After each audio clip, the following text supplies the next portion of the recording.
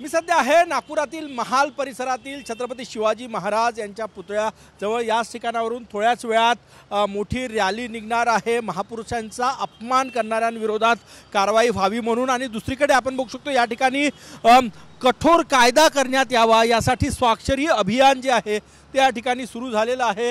हे दृश्य या ठिकाणी बघा, महापुरुषांचा अपमान करणाऱ्यांविरोधात कायदा झाला पाहिजे का, हस्ताक्षर अभियान या ठिकाणी सुरू झालेलं आहे आणि बऱ्याच लोकांनी यामध्ये सहभाग घेतलेला आहे। नागपुरातील शिवप्रेमींकडून अशा प्रकारचं अभियान जे आहे ते या ठिकाणी सुरू झालेलं आहे, आपण बघू शकतो आणि लोक याला पाठिंबा दर्शवत आहे। काय सांगशील, तुलाही वाटते कायदा व्हावा? येस, ऑफकोर्स कायदा झाला पाहिजे, कारण की आपल्या जे महापुरुष आहे आता छत्रपती शिवाजी महाराजांनी आपल्या देशाकरिता आपल्या समाजाकरिता इतकं दुर्लभ काम केले आहेत। स्वाक्षरी केली?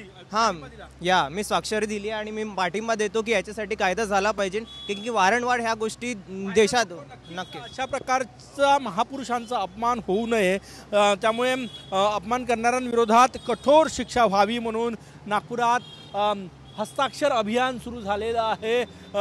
प्रशांत कोरटकर यांनी छत्रपती शिवाजी महाराज, छत्रपती संभाजी महाराज यांच्याबाबत जे वक्तव्य केलं, आक्षेपार्ह वक्तव्य केलं, त्या पार्श्वभूमीवर नागपुरातील शिवप्रेमींकडून अशा प्रकारचं अभियान जे आहे ते या ठिकाणी सुरू झालेलं आहे। कॅमेरामॅन सचिन सयामसह गजानन उमाटे, TV9 मराठी, नागपूर।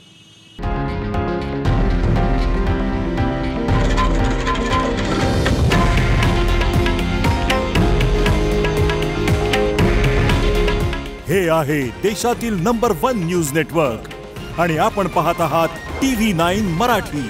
काळजी तुमची, हित महाराष्ट्राचं।